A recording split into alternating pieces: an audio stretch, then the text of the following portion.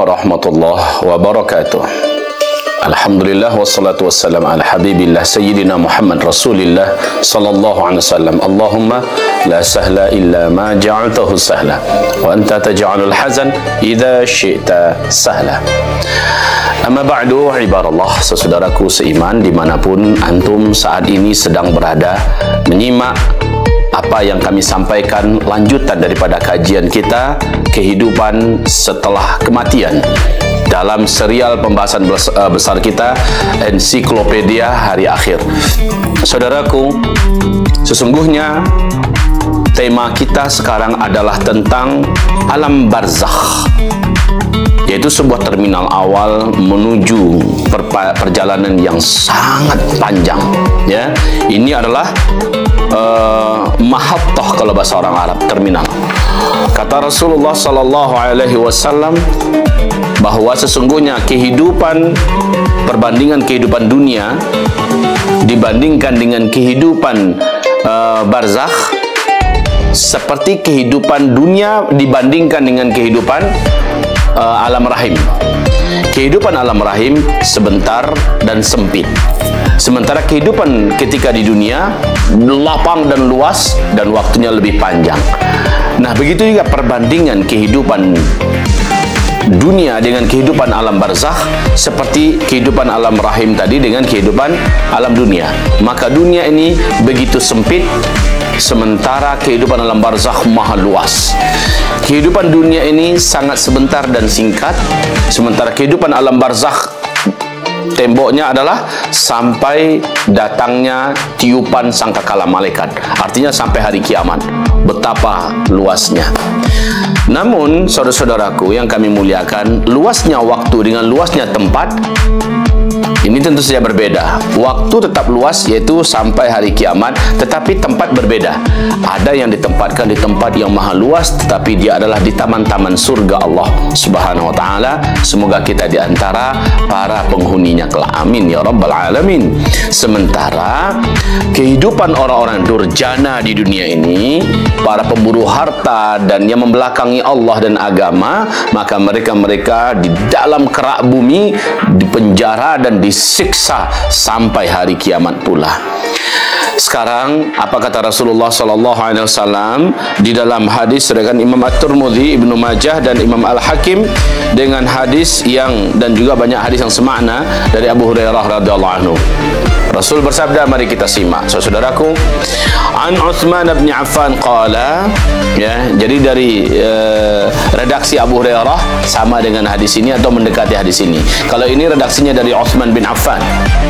Dia berkata, Inna Rasulullah sallallahu alaihi wasallam qala, sesungguhnya Rasulullah SAW berkata, Innal qabra awwalu manzilin min manazilil akhirah.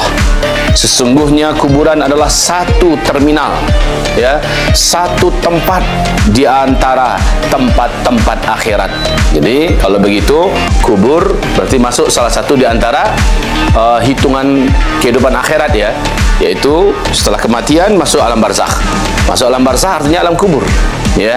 Maka dia adalah satu terminal di antara terminal akhirat. Fa inna jaminhu fama ba'dahu aisar minhu. Siapa yang selamat di kehidupan barzakh, di kehidupan kubur, dia pasti akan selamat di terminal-terminal berikutnya. Dia pasti akan mudah di terminal-terminal berikutnya. Wa in lam yanju minhu fama ba'dahu ashaddu minhu. Tapi siapa saja orang yang tak selamat di terminal pertama ini, maka di terminal-terminal berikutnya setelah dia dibangkitkan di padang mahsyar dan seterusnya, dia juga tidak akan selamat. Siapa yang dibuat susah, menderita, disiksa di dalam kubur, pertanda setelahnya dia juga akan mendapatkan penderitaan dan kesusahan. Kemudian Utsman bin Affan melanjutkan perkataannya, wa qala Rasulullah sallallahu alaihi wasallam, begitu juga Rasulullah berkata, ma raaitu manzaran qattu afdha minal qabr, ya, illa al-qabri afdha'u. Di riwayat yang lain, ma raaitu manzaran qattu illa al-qabru afdha' minhu. Aku belum pernah melihat pemandangan yang mengerikan melebihi pemandangan yang ada aku lihat di alam kubur. Saudara-saudaraku yang kami muliakan, yang kami cintai, sekarang apabila kita dengan badan ini dimasukkan ke liang lahat, siapapun kita saat itu menjadi sama. Tidak akan pernah berbeda jasadnya seorang pengusaha besar, konglomerat kelas dunia, seorang jenderal, seorang kapten, seorang komisaris perusahaan, seorang presiden, bahkan dengan seorang tukang sapu, orang tukang sol sepatu, orang-orang buruh kasar, semuanya sama. Kalau udah masuk ke liang tanah, ke liang lahat, semuanya sama.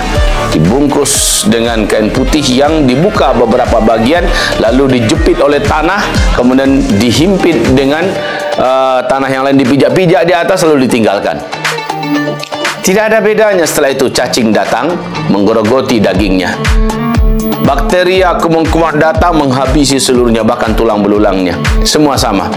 Orang yang dulu cuakepnya selangit, orang yang dulu cuantiknya tak terkira, seluruhnya akan menjadi tengkorak yang mengerikan. Seluruhnya sama. Nah, saudara-saudaraku yang kami cintai, oleh karena itu sangatlah layak dan pantas seharusnya kita ini mempersiapkan sesuatu yang dengan itu para malaikat akan mempertimbangkan dengan kita. Dan dengan itu pula kita akan memiliki teman di dalam alam berikutnya, yaitu alam barzakh ini, alam kubur ini, yaitu amal yang kita buat. Rasulullah SAW bersabda, orang yang punya amal yang baik dan banyak, imannya bagus, amalnya baik dan banyak, maka akan berbentuklah amalan yang ketika dia kerjakan di dunia ini sebagai bentuk orang yang sangat rupawan, orang yang sangat bersih dan wangi, orang yang sangat menawan, dan dia penuh dengan senyuman dan enak diajak bicara. Kata Rasulullah, itulah sahabatmu, itulah temanmu yang menemanimu selama ada di alam kubur, selama ada di alam barzakh sambil menunggu kiamat. Enak sekali diajak berbicara, diajak berteman, diajak berkawan. Dan ketika datang malaikat Munkar dan Nakir, maka Al-Quran langsung tampil. Al-Quran langsung tampil. Jangan kau datangi dia dari kaki, karena kakinya sering melangkah, sering melangkah untuk ke tempat-tempat mengaji Al-Quran. Dan kakinya ini sering berdiri lama waktu sholat karena membaca aku. Dan kakinya ini sering tahajud demi mengulangi dan memurajahi aku. Datang dari samping kanan, yang kanan juga berkata, Al-Quran dari kanan berkata, kau jangan datang dari samping sini, karena tangan kanannya ini sering menyentuhku, sering membukaku, dan sering dia memegangku, ya. Maka tangan kanan ini dilindungi, dan sehingga malaikat tidak bisa mendatangi dari sebelah kanan. Begitulah di sebelah kiri datang juga malaikat Al-Quran memberikan pembelaan dan perlindungan, ya, bahwa orang ini telah menghabiskan semua umurnya untuk menjaga aku, untuk mempelajari aku, untuk membaca diriku. Demikian juga datang dari atas, Al-Quran lagi datang. Orang ini telah memenuhi kepalanya dengan aku. Orang ini telah menghafal diriku. Orang ini matanya telah sering melihat aku dan membaca aku. Mulutnya sering membaca aku dan sebagainya. Jangan kau coba-coba dari sini. Maka saudaraku yang kami muliakan, apabila kita telah mendapatkan teman yang indah di dalam alam kubur kita, dan ada pelindung pembela yang menjadi tameng dan benteng antara kita dengan malaikat Munkar dan Nakir, kira-kira apa yang akan kita hadapi? Kesusahankah? Oh, jelas tidak. Kepayahan, kesulitankah? Hal-hal yang menakutkankah? Apalagi azab? Jauh itu. Beda ya dengan orang saat hidupnya pengikut dan budak daripada hawa nafsu. Orang-orang yang membelakangi agama, orang yang menginjak-injak kehormatan agama, orang-orang yang mengedepankan duit dan fulus, jabatan dan pangkat. Beda nih, orang mati maka amalnya berbentuk dengan bentuk yang maha mengerikan, dan dia yang akan menemani kita dengan segala hal yang bisa mereka sakiti kita. Amal buruk akan berbentuk buruk dan mengerikan, ini akan menemani kita sampai hari kiamat. Sementara amalan baik, dia akan menjadi pemandangan yang baik yang akan menggembirakan dan mencerahkan kita dan menghibur kita sampai hari kiamat. Allahu Akbar. Saudara-saudaraku, hamba-hamba Allah yang kami muliakan, sesaat kita harus merenung. Jika demikian keadaan, sementara perjalanan begitu panjang, maka seharusnya kita mencari teman yang akan paling berguna buat kita kelak. Dan teman itu adalah amal soleh kita, bukan amal salah kita. Amal soleh dia yang akan sangat berguna dan bermanfaat dari segala apapun yang akan kita hadapi kelak. Amal salah, kita telah mempersiapkan teman yang paling jelek dalam perjalanan, dan dia semakin menyusahkan kita, semakin memperberat masalah kita di perjalanan yang maha panjang ke depan. Saudara-saudaraku, hamba-hamba Allah yang kami cintai, kajian ini memang kita rancang singkat 10-15 menit untuk dapat menjadi teman renungan kita, membuat kita bermuhasabah diri bahwa sesungguhnya begitu sebentarnya hidup, dan memang setiap orang yang mati selalu berkata, kembalikan aku ke dunia, kembalikan aku ke dunia, kembalikan aku ke dunia. Dia merasa saat di dunia masih kekurangan betul daripada kebaikan yang dia buat. Apalagi orang yang nggak punya kebaikan sama sekali, dia betul-betul meratap. Qala rabbi rji'uni, qala rabbi rji'uni, ya Allah kembalikan aku, kembalikan aku, kembalikan aku, la'alli a'malu salihah fima taraktu. Semoga aku bisa memperbaiki kebodohanku, semoga aku bisa melakukan segala kesolehan amal. Hamba-hamba Allah yang kami cintai, saudaraku yang kami muliakan, ada hadis yang sangat panjang diriwayatkan oleh Imam Muslim. Sebelumnya telah kami sampaikan hadis ini tentang prosedur kedatangan para malaikat dan mencabut nyawa serta mengantarkan nyawa ini ke taman-taman surga Allah jika ini adalah orang yang soleh beriman. Tapi ada juga proses kedatangan para malaikat, ya, di mana mereka akan mencabut nyawa seorang penjahat, orang kafir, orang musyrik, orang zalim, orang fasik, pencinta dunia, ahli ibadah kepada hawa nafsunya. Datang pula malaikat dan menghinakannya, kemudian mengantarkannya dalam penyiksaan yang sangat berat sampai hari kiamat.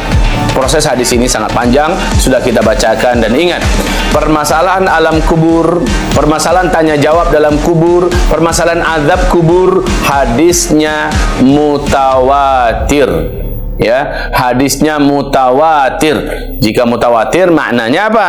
Kekuatan riwayat hadis mutawatir sama dengan kekuatan riwayat Al-Quranul Karim. Menolak hadis mutawatir kafir. Dan ini sudah terjadi ijma', ya, konsensus para ulama salaf, mulai dari Nabi, para sahabat, tabi'in, ulama, imam mazhab yang 4, para ahli hadis dan seluruhnya sepakat mereka mengatakan alam kubur ada, alam barzakh ada, azab kubur ada, kenikmatan juga di alam barzakh ada. Siapa yang mengingkarinya kafir, siapa yang mengingkarinya murtad, dan siapa yang tidak percaya dia akan menemuinya, dan dia saat itu tidak bisa lagi untuk kembali untuk memperbaiki keyakinannya. Maka saudaraku, setiap kita pasti akan meninggalkan dunia sebagai ini waiting room, ya. Kalau ini tempatnya waiting room, ya, kita nanti masuk ke alam barzakh, di mana di alam barzakh itu kita akan ada tempat transit nanti. Saat kita terbang, terbang itu adalah kematian kita, lalu kita transit untuk pergi ke tempat yang panjang, ke tempat yang mengerikan, final dari kehidupan. Nah, itulah kehidupan yang abadi kelak ketika kita dibangkitkan ba'dal kiamah. Demikian urut-urutannya saudaraku. Mudah-mudahan saya dan saudara-saudaraku sekalian yang menyimak dan mendengar dapat tersadar saat melihat kehidupan dunia semakin carut marut dan kacau balau, nggak karu-karuan, dan juga semua tanda-tanda yang diceritakan Rasulullah SAW menjelang datangnya tanda-tanda besar kiamat sudah nampak begitu terang benderang dan nyata di depan mata kepala kita. Maka sebaiknya kita segera menata hati dan menata persiapan kita untuk kehidupan yang abadi kelak, karena kita tak lama lagi hidup di dunia. Insya Allah kita akan meninggal dunia semuanya akan meninggal dunia, khususnya para lelaki lebih duluan daripada kaum wanita. Dan sebentar lagi segala macam bencana alam yang terbesar akan terjadi, dan juga peperangan tak bisa dihindari, penyakit akan semakin terjadi, konspirasi, kelaparan, dan segala macam yang mengerikan akan terjadi dalam waktu yang sangat dekat. Oleh karena itu, yuk bersiap-siap. Ternyata persiapan itu bukan hanya berguna saat kita sudah mati saja, tapi sebelum kita mati, dalam rangka menghadapi segala hal yang paling mengerikan tadi, amal soleh bisa dipanggil untuk membela kita, untuk melindungi kita, untuk menjaga kita dan membentengi kita. Kalaupun kita meninggal dunia, amal soleh ini akan menolong kita untuk bisa meninggal dunia dalam keadaan husnul khotimah. Kita ingat, saudaraku, amal soleh, iman yang murni, yang akidah yang lurus, dan tauhid yang benar tidak hanya bermanfaat hanya setelah kematian, tapi juga di kehidupan dunia ini juga genting dan mengerikan. Allah akan selamatkan kita berkat iman dan amal saleh tersebut. Semoga bermanfaat nasihat kami ini. Hayyanallahu wa iyyakum wa taqabbalallahu minna minkum. Barakallahu fikum wa fina jami'an. Subhanakallahumma wa bihamdika asyhadu an la ilaha illa anta astaghfiruka wa atubu ilaika. Wabillahi taufiq wal hidayah. Wassalamualaikum warahmatullahi wabarakatuh.